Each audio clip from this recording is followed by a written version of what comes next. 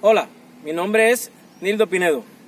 En nombre de la Administración Municipal, a paso firme y la Secretaria de Educación, Cultura, Turismo, Recreación y Deporte, recuerda, en esta época de pandemia, tomar las medidas preventivas. Bienvenidos a nuestra sesión del día de hoy. En el día de hoy, le traigo la siguiente actividad, el método de coorver, ya que con esta actividad vamos a fortalecer los fundamentos técnicos del fútbol y vamos a aprender las habilidades con la pelota.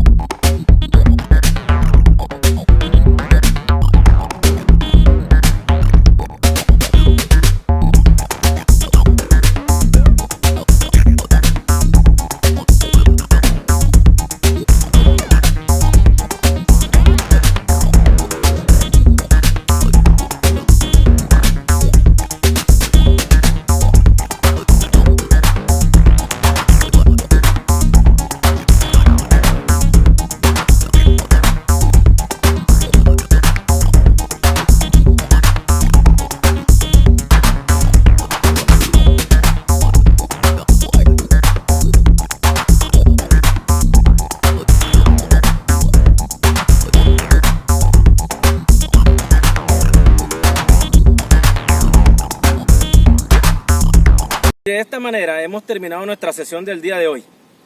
Por ti, por nosotros, por Puerto Gaitán. Numeral sin excusas para cuidarnos. Hasta la próxima.